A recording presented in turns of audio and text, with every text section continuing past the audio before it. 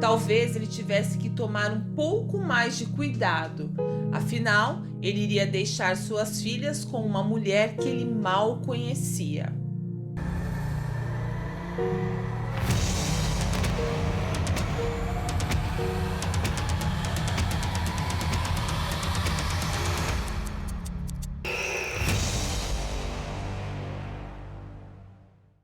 Sylvia Likens nasceu no dia 3 de janeiro de 1949 em Lebanon, Indiana, nos Estados Unidos. A infância dela não foi uma das mais alegres, não foi uma infância tida como normal. Foi bem difícil para Sylvia e para os irmãos dela. Ela era filha de Betty e Lester Likens, que eram artistas circenses. Sylvia tinha 4 irmãos, 2 pares de gêmeos. Um par 2 anos mais velho e outro 1 ano mais novo. Só que eu só vou falar sobre a Diana, que era uma das irmãs mais velhas, e sobre Jenny, uma das irmãs mais novas e muito apegada a Sylvia. Bom, por conta da profissão dos pais que trabalhavam no circo e estavam sempre viajando em turnê, a mudança da família era constante. Eles chegaram a morar em 14 endereços diferentes no período de 16 anos, que era a idade de Sylvia. E além disso, a relação de Betty e Lester, os pais de Sylvia, não era muito boa. Talvez porque a vida deles era muito instável, estavam cada hora em um lugar, não criavam raízes, eles sempre ficavam tão pouco tempo no mesmo lugar que nem dava tempo de fazer amizade. Eles nem conseguiam criar nenhum vínculo com vizinhos, amigos, nada. E isso é muito difícil para o relacionamento de um casal. As crianças muitas vezes foram obrigadas a ficar em casa de parentes e conhecidos enquanto seus pais estavam em turnê com o circo, o que era constante. Em 1965, a mãe de Sylvia foi presa por furto. E nessa época, Sylvia e Jenny, a irmã mais nova, moravam com a mãe, porque a essa altura os pais já estavam separados. E como a mãe foi presa, as irmãs foram morar com um pai em Indiana. Só que o pai já estava para sair em turnê novamente e ele não tinha com quem deixar as meninas. Então ele acaba deixando as filhas aos cuidados de Gertrude Banizelvis. Gertrude era a mãe de Paula, uma amiga de escola das irmãs. Lester, o pai das meninas, acreditou que Gertrude seria uma boa pessoa e que poderia confiar nela, já que ela era mãe da amiga de suas filhas. Então ele nem perdeu tempo em confirmar se ela era realmente uma pessoa confiável. Talvez ele tivesse que tomar um pouco mais de cuidado. Afinal, ele iria deixar suas filhas com uma mulher que ele mal conhecia. Eu acho que talvez nesse ponto o pai tenha errado, né? No mínimo, eu acho que ele deveria ter ido procurar saber mais sobre a mulher, ter mais informações. Afinal de contas, ele iria confiar as suas filhas a ela. Talvez ele tivesse que investigar muito bem, procurar saber tudo sobre essa pessoa antes de deixar as filhas com ela e sair para viajar, sair para trabalhar. Bom, mas vamos lá. Gertrude Banizelvis, que tinha 7 filhos e não tinha muito dinheiro. Lester, então, achou que seria uma boa ideia fazer um acordo com Gertrude, já que ela cuidava de 7 crianças. Aí, eles combinaram um pagamento semanal de $20. Acordo fechado, e o pai das meninas ainda elogiou Gertrudes e disse a ela para endireitar suas filhas, assim como ela fazia com suas próprias crianças. E isso foi o começo de tudo. Bom, Gertrude Banizelvis, que tinha um histórico de relacionamentos abusivos desde os 16 anos, quando ela se casou com seu primeiro marido. Depois ela se casou mais 2 vezes, mas também não deu certo, porque também eram relacionamentos abusivos. Ao todo, ela tinha 7 filhos que ela cuidava sozinha. Separada e com muita dificuldade financeira, Gertrude ficou conhecida na vizinhança por cuidar de outras crianças dentro de sua própria casa.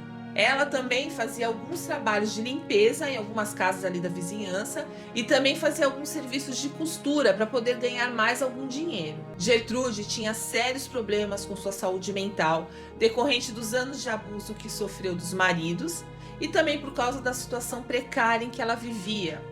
Ela era desnutrida, era uma fumante inveterada apesar dos seus problemas com asma, tinha anemia e ainda sofria de depressão que acabou se agravando após ter tido um aborto espontâneo recente. Durante sua vida, Banizelvis teve 6 abortos. Realmente, ela era uma pessoa bem problemática mesmo. As irmãs Likens ficaram amigas das filhas de Gertrude, ajudavam nas tarefas domésticas, se divertiam e frequentavam a catequese juntas. Aliás, por incrível que pareça, todos, inclusive Gertrude, frequentavam a igreja todos os domingos. Bom, as primeiras semanas foram tranquilas, parecia que estava tudo indo bem, mas os problemas começaram a aparecer quando Lester, o pai das meninas, atrasou o pagamento dos $20 semanais que eles haviam combinado. Quando o primeiro pagamento atrasou, Gertrude começou a descontar toda a sua raiva nas duas irmãs. Ela começou a ofender, humilhar e a dar castigos que envolviam surras com vários objetos, incluindo até um remo. Mas a raiva que Gertrude sentia passou a ser direcionada com mais intensidade para Sylvia. Provavelmente porque ela era muito bonita, era jovem, simpática, tinha um grande potencial que incomodava demais a Gertrude. Além de tudo isso, de toda a agressão que ela sofria, ela ainda recebia uma menor quantidade de comida. Ela começou a se alimentar das sobras da casa, dos restos que os filhos não comiam. Gertrude colocava no prato e dava para Sylvia comer. Bom, o tempo foi passando e a partir de agosto daquele ano, a violência e as humilhações se tornaram cada vez piores. Gertrude passou a permitir que os filhos e os amigos deles batessem em Sylvia também. E como se não bastasse, Gertrude obrigava Sylvia a comer o seu próprio vômito e ainda dava chutes nas partes íntimas da garota. Os Banizelski achavam que tudo era motivo para bater e judiar da menina. Quando descobriram que Sylvia tinha um namorado, Gertrude começou a acusar a garota de se prostituir e começou a afirmar que ela estava grávida. E aí passou a agredir chutando-a no estômago para que ela perdesse o bebê, sendo que nem grávida ela estava. Na verdade, era a Paula, a filha de Gertrude, que estava grávida. Aí, lá na escola em que as meninas estudavam, surgiu um boato de que a Sylvia estava espalhando que a Paula e a Stephanie, a outra filha de Gertrude, eram prostitutas. O namorado de Stephanie, Coy Hubert, junto com os amigos, ajudaram a Gertrude a agredir ainda mais a Sylvia. Gertrude, para fazer com que Sylvia sofresse cada vez mais, chegou até a encorajar os garotos da vizinhança a irem na sua casa para treinar golpes de judô em Sylvia. E queimava a pele da menina com cigarro e chegou ao cúmulo de forçar Sylvia a introduzir uma garrafa de refrigerante de uma marca famosa, dessa aí mesmo que vocês estão pensando, entenderam? E é isso mesmo, gente. E ainda cobrava 5 centavos para que os meninos pudessem ver Sylvia sem roupas. Enquanto Sylvia sofria toda essa agressão, toda essa maldade, Banizelski ameaçava a Jenny, a irmã da Sylvia, dizendo que se ela contasse alguma coisa para alguém, aconteceria o mesmo com ela, que ela sofreria tanto quanto a irmã estava sofrendo. Então, as meninas tinham muito medo de contar o que acontecia na casa para os pais. Elas achavam que o castigo seria pior se elas contassem alguma coisa para alguém. Uma vez, elas até chegaram a contar sobre a violência que sofriam para a irmã mais velha, a Diana. Mas Diana achou que as irmãs estavam exagerando e não deu nenhuma atenção para isso. Alguns vizinhos até achavam que alguma coisa estranha acontecia naquela casa. Um deles até chegou a fazer uma denúncia anônima na escola das meninas. Ele disse que uma das meninas que moravam na casa, tinham machucados por todo o corpo. Mas Sylvia foi retirada da escola, proibida de sair de casa e ainda foi trancada no porão. O colégio comunicou ao conselho tutelar, que enviou uma assistente social para investigar a denúncia, mas aí Gertrude disse que Sylvia tinha fugido de casa e que não sabia onde ela estava. A assistente social acreditou e não fez mais nada. Ficou por isso mesmo. Nessa mesma época, os pais de Sylvia ligaram para Gertrude e disseram que a turnê iria se estender por mais algum tempo e se ela poderia continuar com as meninas. Gertrude disse que sim. Eles nem imaginavam o que estava acontecendo com as filhas. Até porque, gente, o pagamento semanal que tinha sido combinado estava em dia. Bom, o tempo foi passando e a violência e os abusos pioraram. E por causa disso, Sylvia começou a ter incontinência urinária. Como ela era proibida de usar o banheiro, acabava fazendo na própria roupa. E como castigo, ela forçava a menina a ingerir as próprias fezes. Aí ela vomitava e Gertrude fazia ela comer o próprio vômito. E como se isso não bastasse, em suas últimas semanas, Silvia sofreu ainda mais na mão de Gertrude. Gente, agora atenção para o final da história, veja o que vai acontecer. As torturas e humilhações dessas últimas semanas envolveram uma tatuagem caseira feita com agulha quente na barriga de Silvia, que dizia: "Sou uma prostituta e tenho orgulho disso". No dia seguinte da tatuagem, Gertrude forçou Silvia a escrever uma carta para os pais, dizendo que ela tinha fugido de sua casa e que nessa fuga ela foi abusada e mutilada por alguns garotos desconhecidos. Claro que era tudo mentira. Ela pediu para Silvia escrever a carta para ter um álibi caso precisasse no futuro. Silvia, mesmo estando bastante debilitada, ainda tentou fugir quando ouviu Gertrude planejando abandoná-la num bosque para morrer.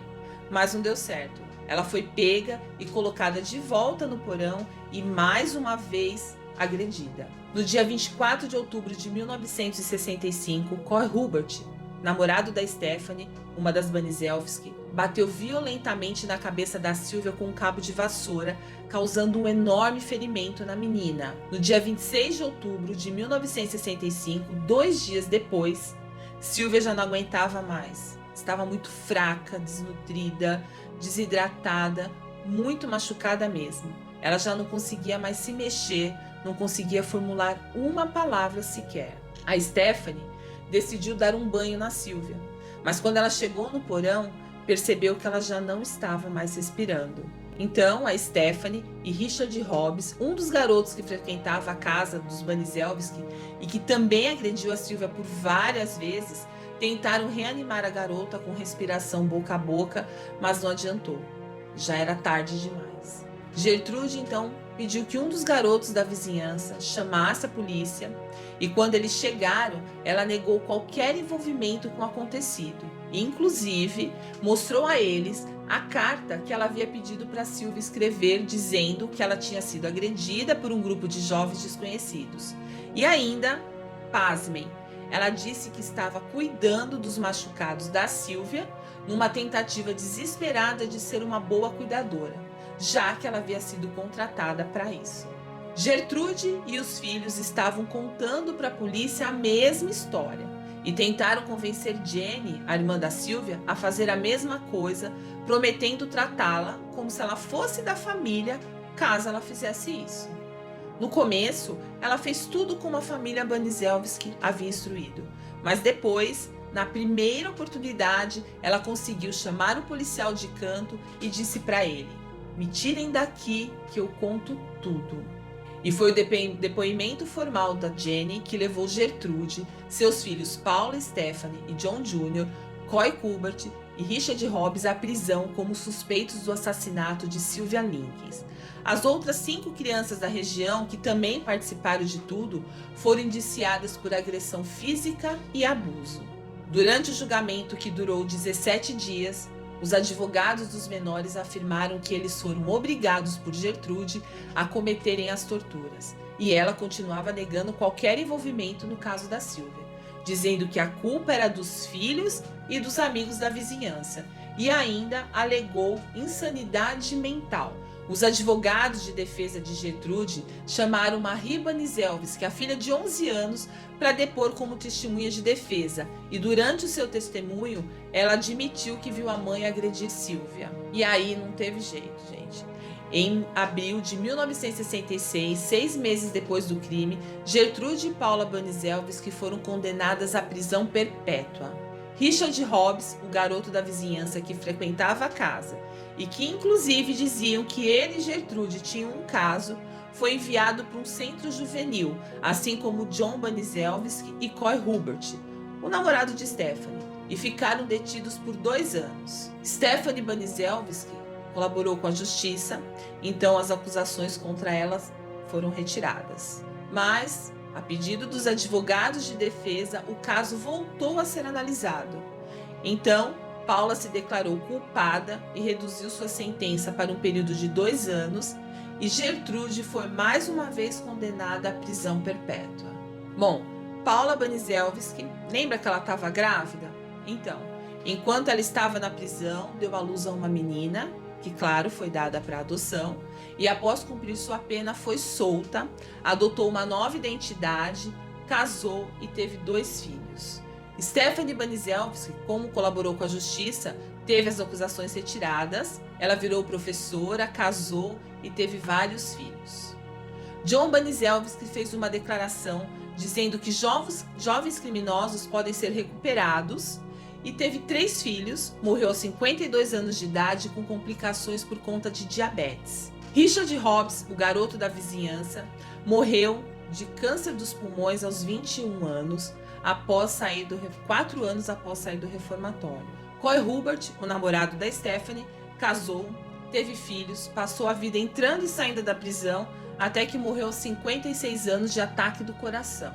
Gertrude Banizelski, em 1985, 20 anos após o ocorrido, por bom comportamento, recebeu liberdade condicional, apesar de toda indignação e revolta das pessoas da região e principalmente de toda a família Linkens. Gertrude mudou seu nome para Nadine Van Fossen e foi morar no estado de Iowa, onde morreu em 1990 devido a um câncer de pulmão. Bom, gente, esse caso inspirou os filmes A Garota da Casa ao Lado e Um Crime Americano, e também o livro Quando os Addams Saíram de Férias. Eu nem sei como a gente deve se referir a esta família. É difícil acreditar que existam pessoas capazes de fazer tudo isso que eles fizeram. Deixe aqui nos comentários o que vocês acham. Que palavra define essas pessoas? Eles são loucos, são psicopatas? O que vocês acham? Comentem aqui, que eu vejo todos os comentários e respondo a todos vocês. E compartilhem o vídeo com todo mundo. E não se esqueça de curtir o vídeo, que ajuda muito o canal, e de se inscrever também. Eu sou a Valéria Ferrari e esse é o canal LEF, Livros e Fatos. Um grande beijo e até a próxima.